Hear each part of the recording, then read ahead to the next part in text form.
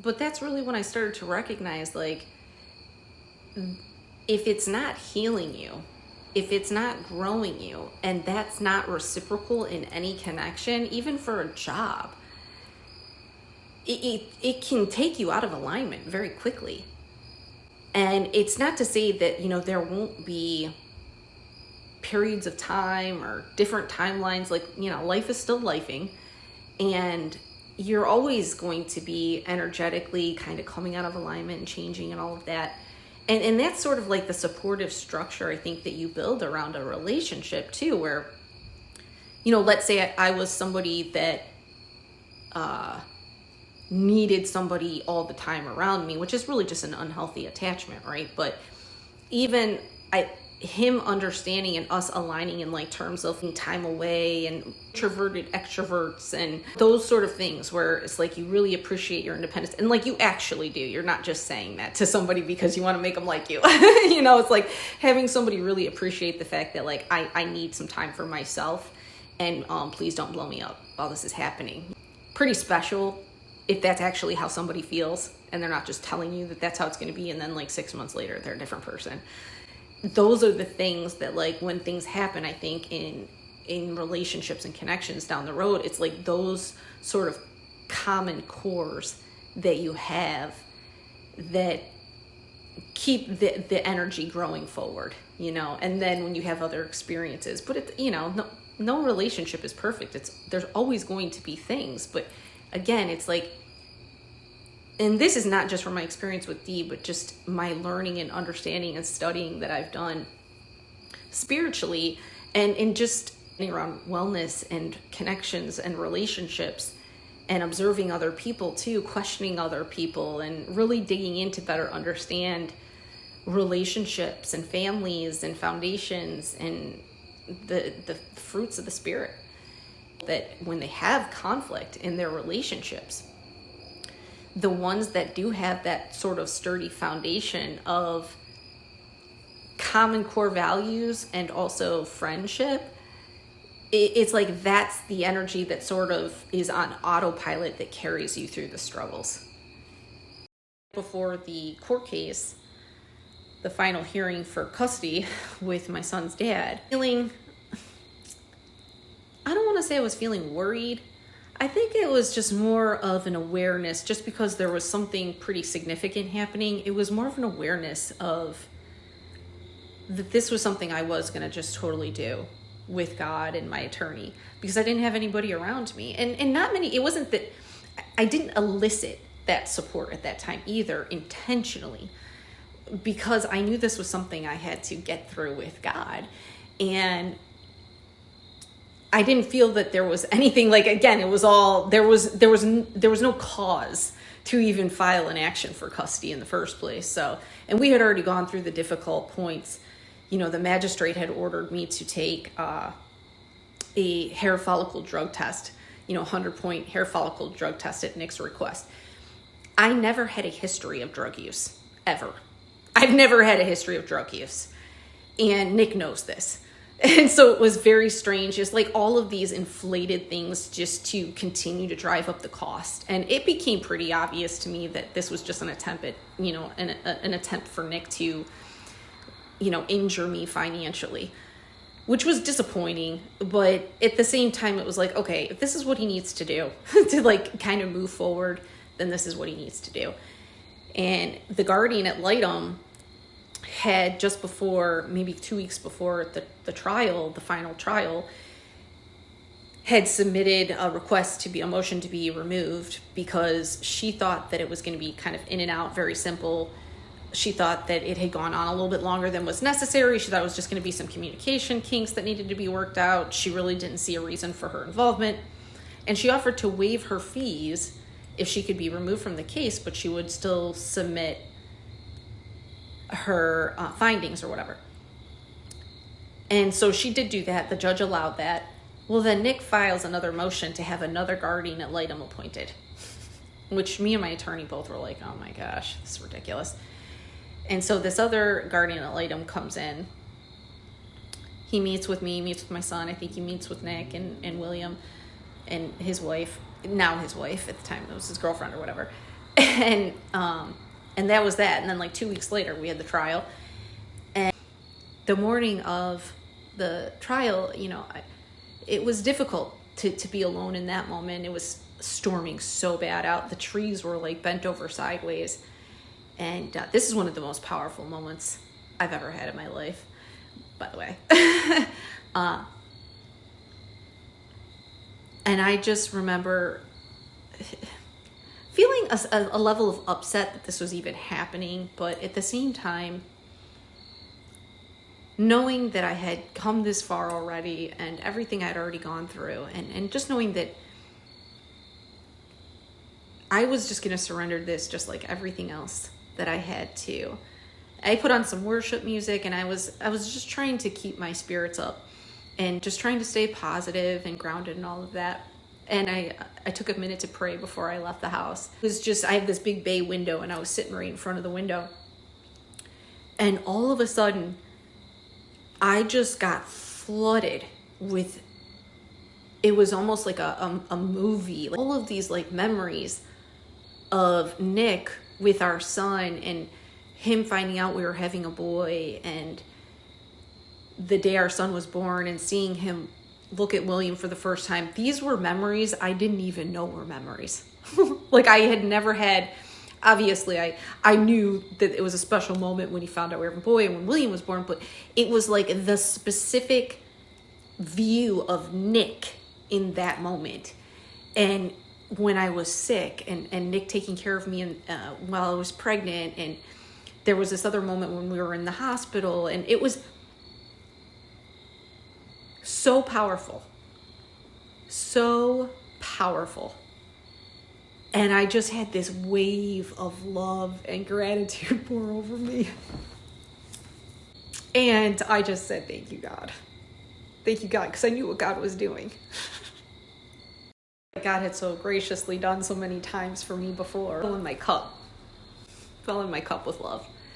And raising my vibration and giving me the reminder, humbling me a little bit. And I gave it all. I gave all of the glory to God, and gave all of my understanding and all of my hope. And whatever was going to be God's will in that situation was going to be God's will. And if it be God's will that William lived with Nick for a little bit, then that was going to be what it was going to be, and I had done everything that I could do. I wanted to speak to Nick with the guardian ad litem and our attorneys. And I wanted to take a moment before we started the trial, and I just gave Nick some honor. And I told him that I was grateful that he was William's dad, and that I think he is a great dad, and William is very blessed to have a dad like him, and that I would never take William from him. And I value him like I value my significance in William's life. And I really just want us to get to a place where we can, communicate effectively, and that he will heal. And I did that for myself and for God and for William, but also for Nick, without having any knowing of how he would receive that. And I think he did get a little bit choked up, but also there was like this sense that he was mad about it, that he was like mad. And I didn't understand that, but I also wasn't going to hang on to it. That's what I needed to do, and that needed to be said. And so, and I meant every word of it, When God fills up your cup full of like golden unconditional love before a trial, you want to share that. And that's the purpose of it. The purpose was to bring it into that courtroom that day. And we ended up still having shared parenting, the same thing that we had before. I was still going to be the residential parent. And we were still like, it was going to be like 50-50 or whatever. The only thing that I had requested be written into our agreement was that Nick go to therapy. And we go to family therapy, 12 weeks of family therapy. And that was because, long term, I knew that my goal was going to be a traveling minister. That was always going to be a part of the long-term goal. And not for like any kind of significant period of time, but even to be able to go out of town on the weeks that Nick has William, that Nick and I have better communication, and Shelby and me and Nick have better communication. That's his wife. And I just knew moving forward the only way that Nick agreed to that. Planning for the future, starting to build out a structure for both my ministry and my business moving forward, and really allowing God to pace that for me. Being aligned to the correct people at the correct time, but making sure that I captured those opportunities as they presented with humility too, and being completely vulnerable and honest in those moments, and not being afraid anymore to admit where I had struggles. Make space for people who could help me through that. I wasn't sure where things were going to go long term with Derek. But what I arrived at when I got back from Colorado Springs was that I needed to stay committed to getting through whatever cycle, getting through the warfare, and really proving to myself and to God that I was prepared for whatever was to be the rest of my life. I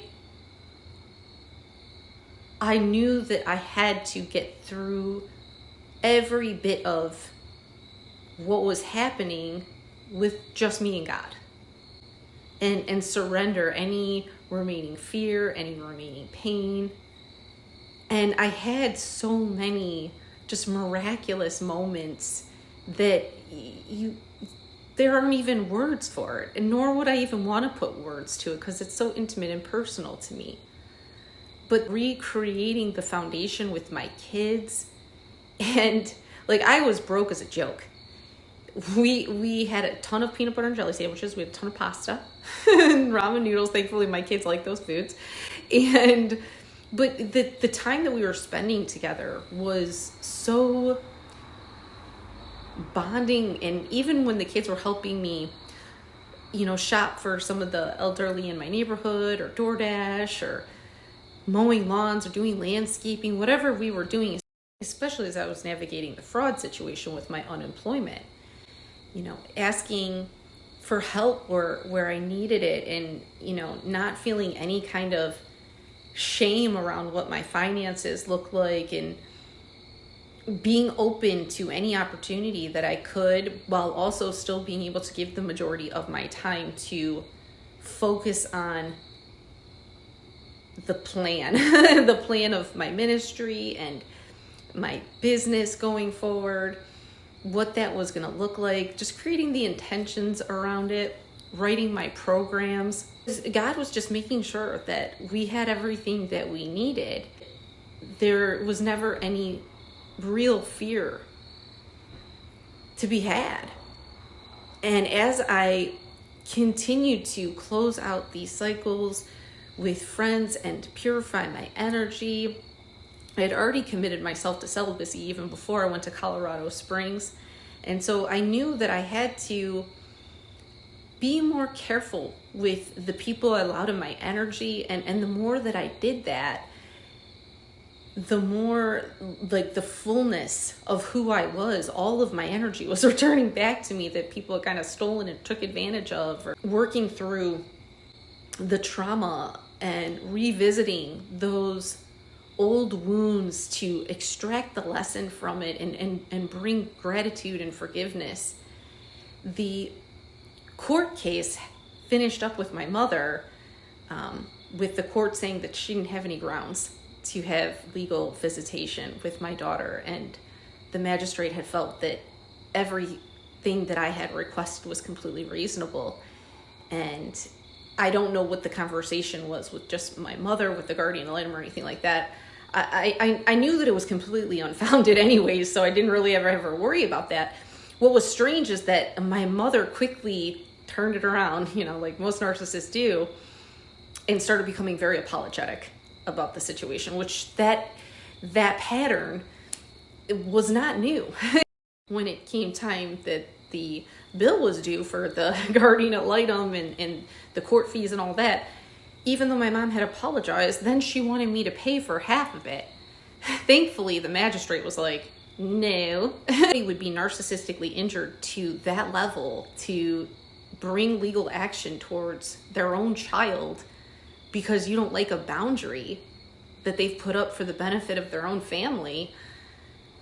It was very difficult. And even though my immediate family, my siblings, they weren't taking sides, and it wasn't that they were agreeing with what my mother was doing, but I don't think they ever had an appreciation for truly how heartbreaking and devastating that experience was for me. And my brother Silvio did later down the road acknowledge a little bit, and I was grateful for the acknowledgement he did give me later down the road when we talked about moving forward into kind of healing our immediate family network.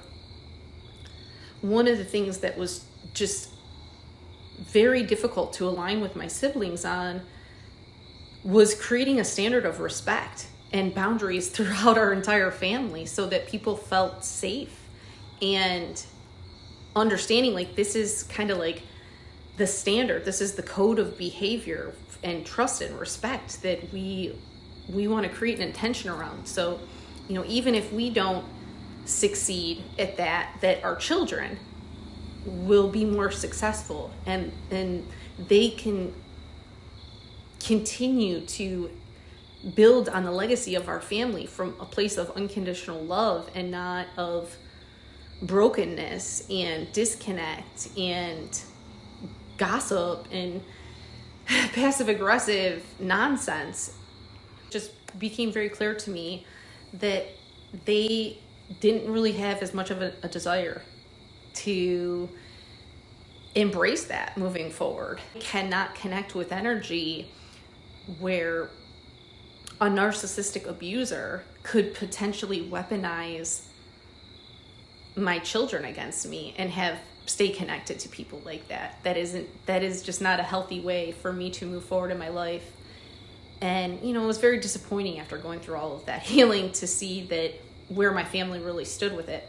My relationship with my sister had started to break down a little bit. She had started dating someone, and I noticed some changes in her as well. And it's very hard because when I say changes in her, it was a change to the alignment of our bond and our connection.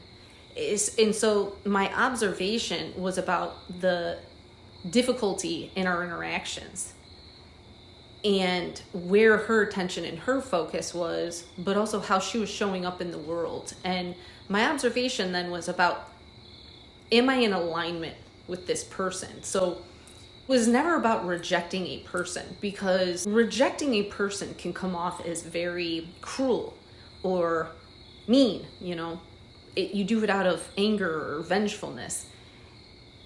And for me, because I was moving forward and God had directed me in this way to understand honoring my own needs and being received by people that can receive me.